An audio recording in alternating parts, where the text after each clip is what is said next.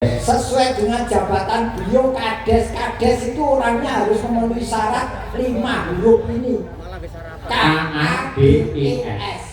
K. Karakternya harus baik. Karakter ini sifatnya kudu becik. Kuncinya itu ya. Nah, akalnya harus pintar. D. Dedikasinya harus tinggi terhadap yang dipimpin. E. Ekonominya harus mapan. Terakhir S. Spiritualnya harus tebal. Wah, ini pasti ini kabeh. Ki Pak Mugiato iki kuwi. Iki memang tak lem iki tenan Pak Mugiato begini tak lem pokoke. Sebabnya apa kok dilem? Kodhok wis disuguhi gule karo sate. Enak tak? Aku kolesterolku pas dhuwure. Ya maksa tak buntel, Mas. Gomule. Gomule kok iki aku sebuah. Ponorogo Semarang iki ado teko Semarang dadi apa gulene? Loh. Sing mlegake sing nyuguhi. Disuguhi ra dipangan ki gelo kiyaine. Tetep tak buntel tak gomule. Tekan omah? Tak dol. Sampeyan iki dagelan kondang laris kok atur gule lho. Sik to, apa wong dodolan iki kudu wong sing ora duwe? Wong sing duwe ya entuk dodolan. Ini ya ora patut diparingi saka panitia kemiri njur tekan omah didol. Kowe telo aku butuh dhek ta. Lho nyatane karo Pak Lurah ya wis dilunasi sore mau. Lah, mergo wis lunas ki aku golek tambahan.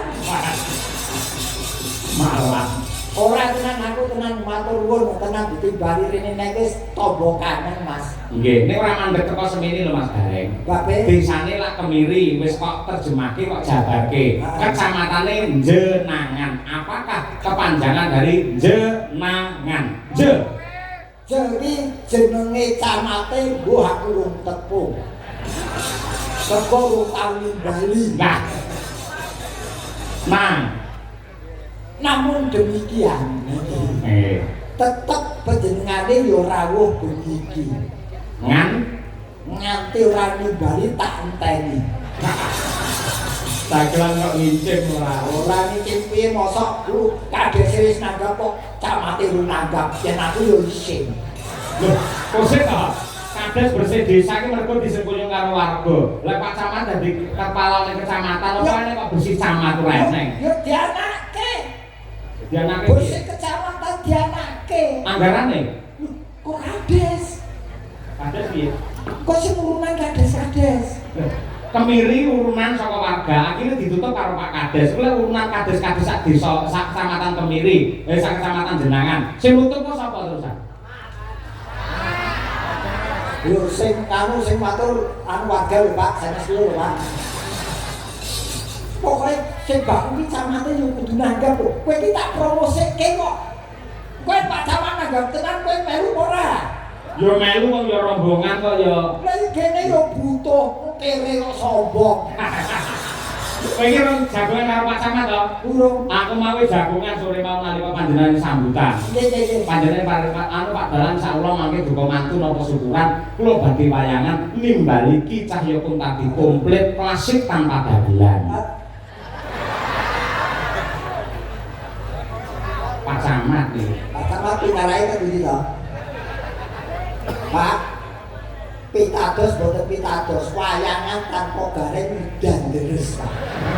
Iki mergo enten kula udane mandeg. Nek mau karo Pak Camat ditambahi kok. Kula ngusulke mbok mawi dagelan gareng-gareng. Oh nggih, siap mawi gareng pacitan. Pak Camat ki ora seneng sing kali. Senenge sing original Pak Camat. Gareng ya original. Heeh. Oh. Tandane gareng original ki apa? Yo biarkan penonton yang menilai. Oh, iya. Jangan saya yang menilai itu tidak dikira aku sombong. Jadi yang aku ngene iki yo apapun saya lakukan setulus hati. Nek dalang ngeten lho Mas Gareng. Pamane bapak kula Mbah Supron Suwondo ya. Panjenengane pun sampun senior. Ketika ada generasi kaya anak-anake kados kula lan generasi muda, pasti akan didukung, disuruh supaya lebih eksis. padha kali jenengan gandeng jenengan kok dadi garing sukses sing original, kudune yen muncul garing liya-liyane, sing liyane ditawakake men iso laris. Ya kuwi benar.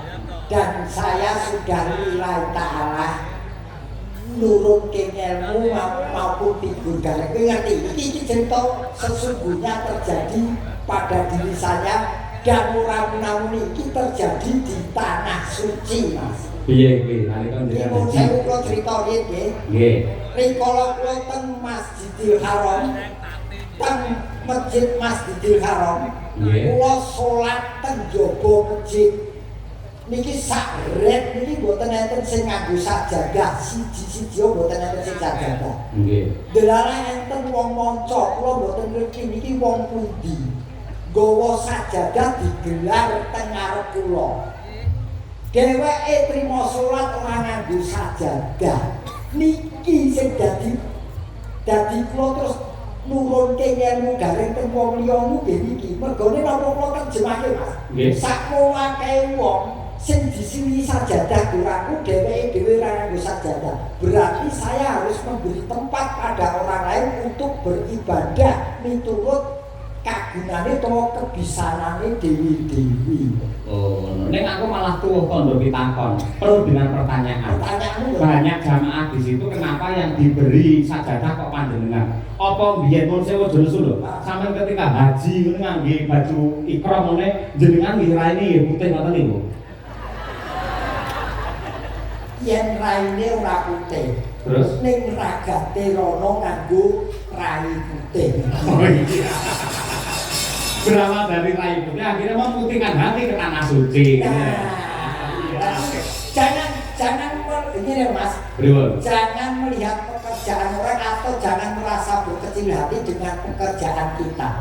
Tekunilah tratenono pekerjaan kita walaupun orang lain menganggap hina atau menganggap kecil, tapi kita serius dalam menangani pekerjaan itu.